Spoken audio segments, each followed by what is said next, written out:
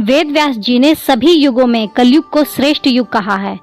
यह चौंकाने वाली बात जरूर है, क्योंकि कलयुग में तो सबसे अधिक पाप और अत्याचार होगा।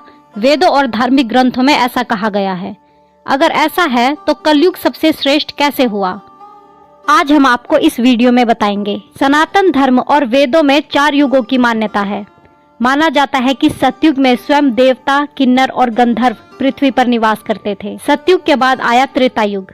इस युग में भगवान श्री राम ने जन्म लिया और वह स्वयं श्री हरि विष्णु के अवतार थे। फिर द्वापर युग की शुरुआत हुई और इस युग में भगवान विष्णु ने श्री कृष्ण के रूप में जन्म लिया। द्वापर युग में श्री कृष्ण ने जिस तरह की लीलाएं रची, उनके बारे में कहना है कि भगवान इन लीलाओं के जरिए मानव को कलयुग में जीवन यापन करने का पाठ पढ़ा रहे थे। कलयुग का कालखंड सबसे छोटा माना गया है और माना जाता है कि कलयुग में भगवान विष्णु का 10वां अवतार होगा, जिसका नाम कल्कि होगा।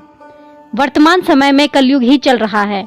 विष्णु पुराण में कलयुग का वर्णन करते हुए कहा गया है कि कलयुग में पाप इतना अधिक होगा कि सृष्टि का संतुलन बिगड़ जाएगा। मनुष्य की आयु औसतन 20 वर्ष ही रह जाएगी। लोग जीवन भर की कमाई एक घर बनाने में लगा देंगे।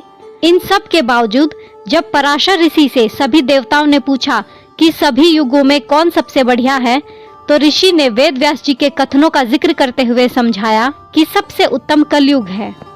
विष्णु पुराण में वर्णित एक घटना के अनुसार मुनिजनों और ऋषियों के साथ चर्चा करते हुए व्यास जी कहते हैं, हे मुनिजन, सभी युगों में कलयुग ही श्रेष्ठ युग है, क्योंकि 10 वर्ष में जितना व्रत और तप करके कोई मनुष्य सतयुग में पुण्य प्राप्त करता है, त्रेता युग में वही पुण्य 1 साल के तप द्वारा प्राप्त किया जा सकता है। ठीक इसी प्रकार उतना ही पुण्य द्वापर युग में 1 महीने के तप से प्राप्त किया जा सकता है।